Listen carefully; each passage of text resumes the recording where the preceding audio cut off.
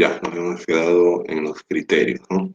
Bueno, así como el paciente también cumple los criterios para que nosotros podamos denominar o decir que tiene un trastorno mental, también a las personas que lo rodean, sobre todo a la familia, también cumplen estos criterios o características, ¿no?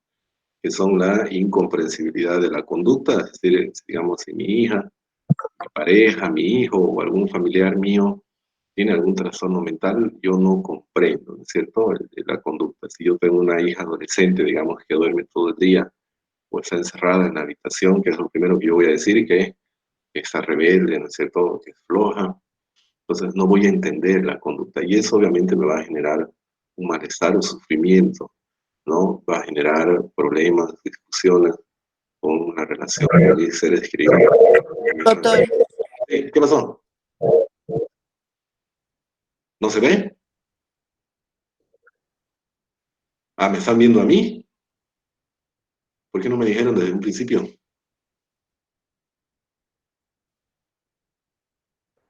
Ya, a ver, voy a nuevamente. A ver, vamos a aceptar a las que siguen entrando. Ya.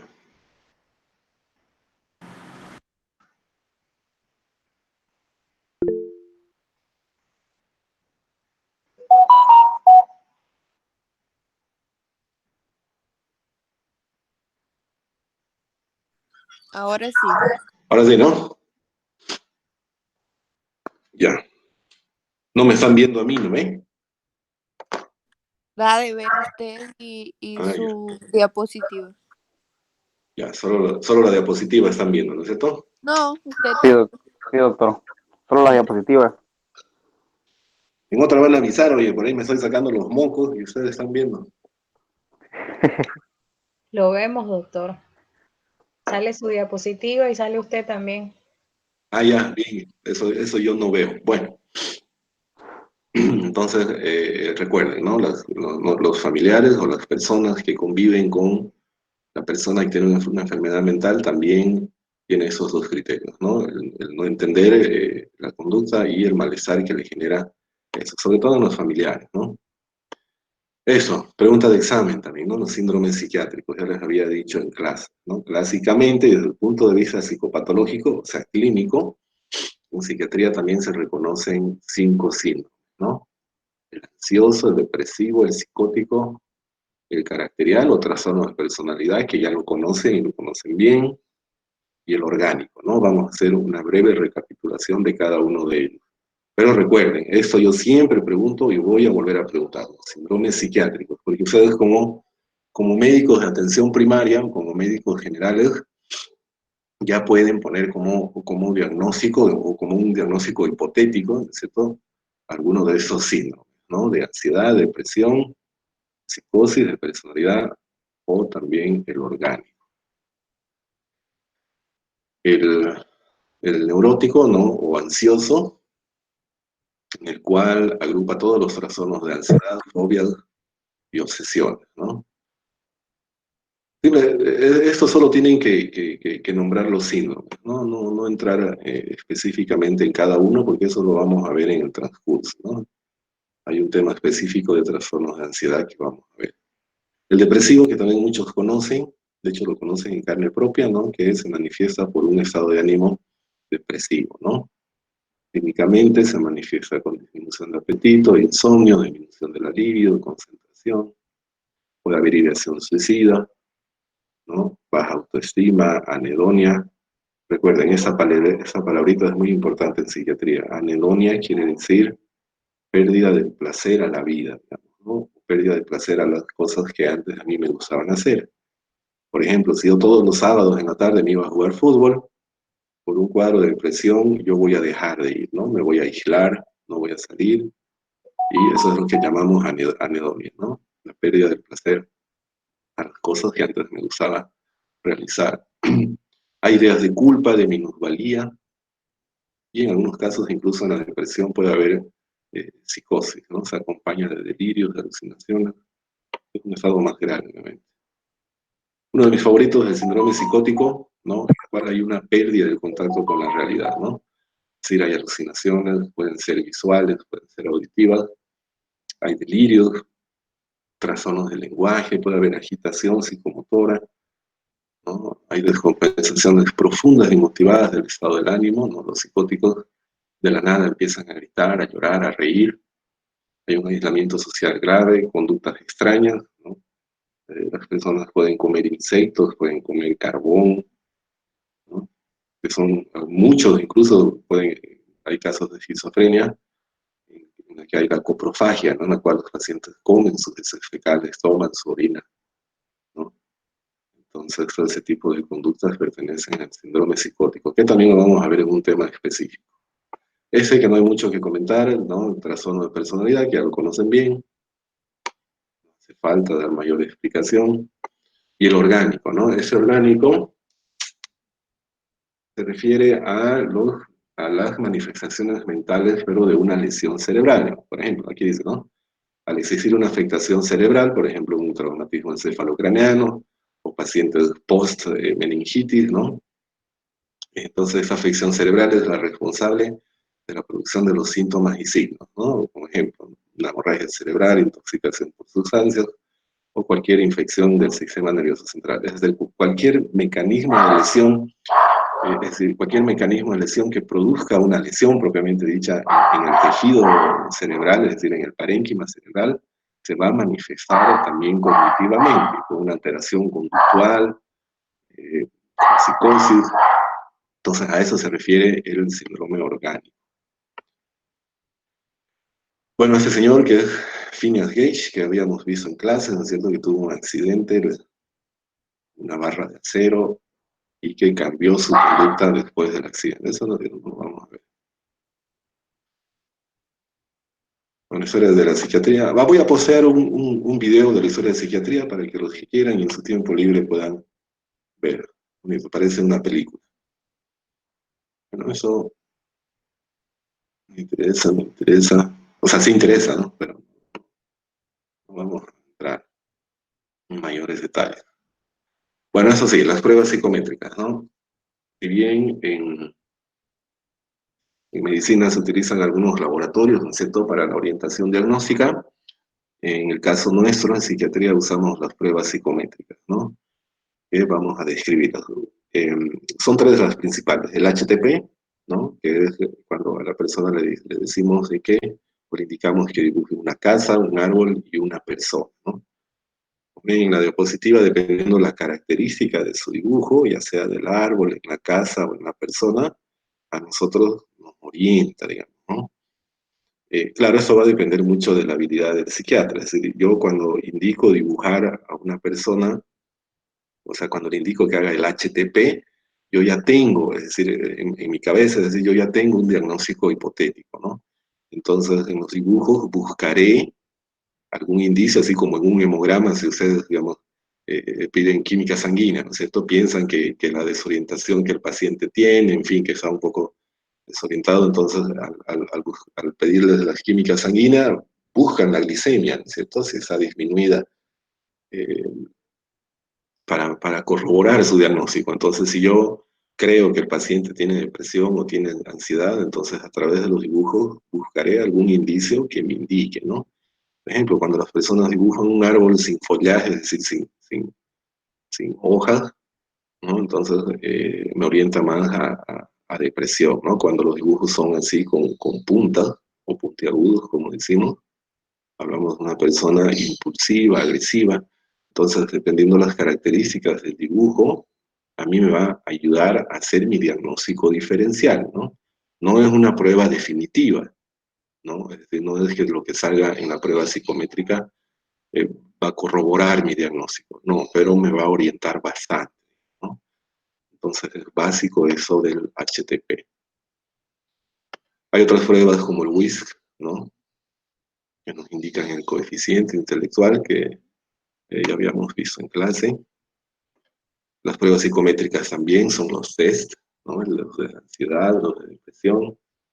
Este test de Gage, que es muy usado en el consumo del alcohol. El de Rorschach, ¿no? Que sale incluso en las películas.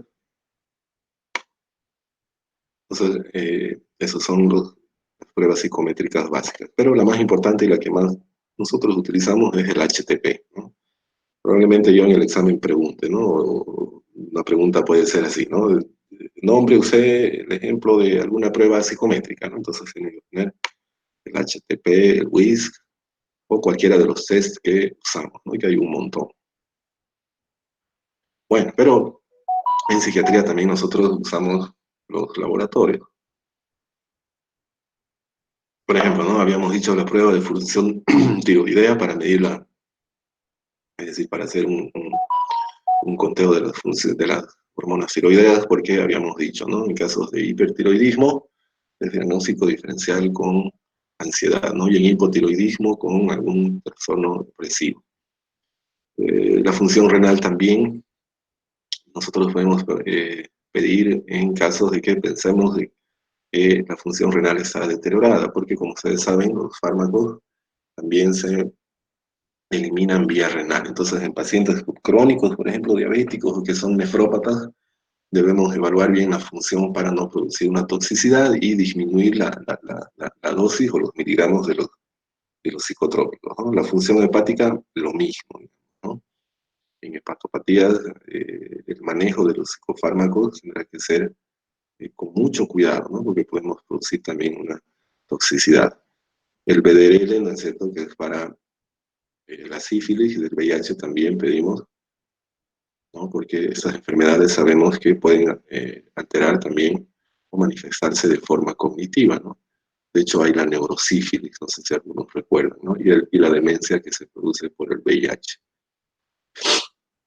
Y lo básico, ¿no? Hemograma, ionograma, glucosa, ¿no? En examen de orina también pedimos cuando sospechamos de que hay el consumo de alguna sustancia.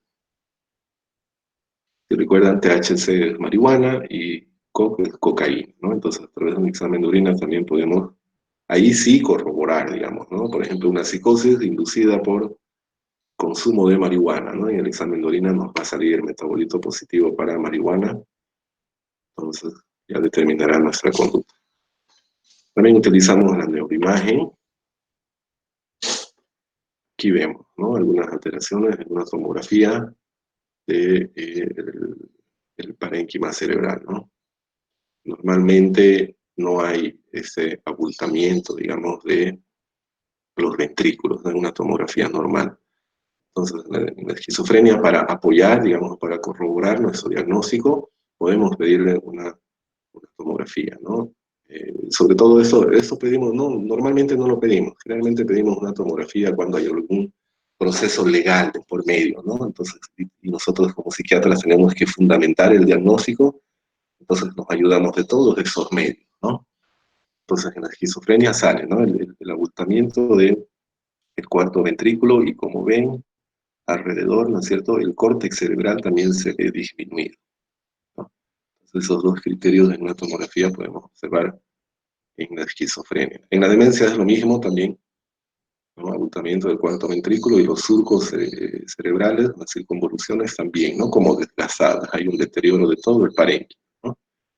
Cuando la clínica es abrupta, es decir, de la nada, una persona se agita, tiene agitación psicomotriz o se torna violenta o es muy impulsiva, o de la nada empieza a tener alucinaciones y delirios o un trastorno conductual, nosotros podemos sospechar de alguna lesión cerebral, podemos pedir también una tomografía y nos va a revelar, como se ve aquí, ¿no?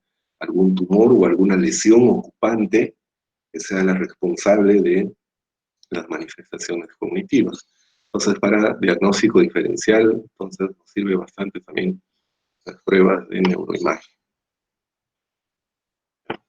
Aquí una resonancia magnética, igual, ¿no? Se compara un cerebro normal a un cerebro con esquizofrenia, que las lesiones son las mismas, ¿no? Como se ve, hay el abultamiento de los ventrículos y la disminución del córtex cerebral, ¿no? Esa es la resonancia, pero por emisión de positrones, en el cual compara, ¿no? Un cerebro normal, ustedes ven lo que está con rojo y amarillo, es una alta, alta función cerebral, digamos, ¿no? Y en un cerebro deprimido, hace la comparación, está más disminuido, como que más apagado, no hay tanta la actividad cerebral, ¿no? Estas imágenes corresponden a la hiperactividad, es decir, a la actividad de los neurotransmisores, ¿no? Entonces, es una imagen bonita porque esa imagen ayudó mucho a, digamos, poder denominar y decir de que los trastornos psiquiátricos sí tienen una base orgánica, ¿no? En las pruebas de neuroimagen, entonces, son bastante usadas también. Aquí no uso mucho por el tema económico, ¿no? Si bien Caja Nacional tiene un tomógrafo, pero a los 3 meses de empezar a utilizarse y ya dejó de funcionar. Bueno, también el electroencefalograma, que registra la actividad eléctrica del cerebro, ¿no? Así como hay el electrocardiograma, en psiquiatría también usamos el electroencefalograma, ¿no? Que nos grafica en ondas la función de cada lóbulo cerebral, ¿no? Y el mapeo cerebral, que es lo mismo que el electroencefalograma, pero que en vez de registrar, al hacer el registro en ondas, sale así con colorcito, ¿no? Entonces, a través de los colores, nosotros podemos determinar también el comportamiento, digamos, o la función de cada lóbulo, ¿no? Y eso ayuda a corroborar nuestro diagnóstico o descartar, digamos, ¿no? Para después tomar una conducta determinada. Muy bien, eso es todo en cuanto al primer tema, ¿no? ¿Hay alguna duda, alguna pregunta? No, doctor. Bien. Ese sería el repaso entonces del primer tema, ¿no? Más o menos ya les he dado las pautas del examen y lo que realmente importa, ¿no? Claro, no íbamos a ver detalladamente como lo hacíamos en clase en la universidad, pero ya es algo. Muy bien, ¿tienen algún comentario, alguna duda, algún aporte? Doctor, Sí. pasaremos clase el día de mañana. ¿Sería otro recuerdo otro recuerdo de la misma clase o de otra clase? Ya, Segunda clase. a ver, habíamos avanzado, ¿no es cierto? Bueno, este primer tema, después habíamos visto examen mental, ¿y qué más habíamos visto? Y personalidad, ¿no? Esos 3 nomás vimos, ¿no? ¿Sí? Sí, Sí, doctor. Ya, entonces, como les decía, el primer examen, para dar el primer examen tendríamos que avanzar un tema más este, que es psicofarmacología, ¿no? Ver el manejo de los psicotrópicos. Entonces, si quieren, mañana podemos hacer el tema de examen mental, la clase de examen mental no la tengo en diapositivas porque la hacemos en pizarra. ¿Se acuerdan que unas 2 clases en la pizarra vimos cada uno de los ítems que componen el examen mental? Entonces, de ese no podemos hacer un recordatorio. De personalidad, no sé, ¿ustedes quieren pasar es decir, quieren que hagamos un repaso de trastornos de la personalidad? Porque creo que ese ya saben. si posible, sí, doctor, para poner los puntos principales que nosotros tenemos que seguir. Sacar las dúvidas. Ya, entonces mañana a esta misma hora, entonces podríamos hacer un repaso de trastornos de la personalidad y el martes, es decir, y martes y jueves ya seguiríamos con el avance, ¿no? Que sería psicofarmacología y que de ahí ya supuestamente tendríamos que dar el primer examen, que no sé cómo será, ni no tengo la mínima idea, seguramente eso nos van a decir o nos irán a enseñar.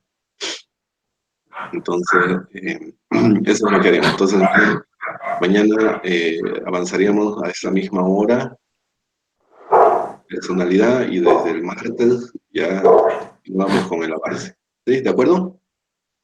Sí, doctor. Sí, doctor.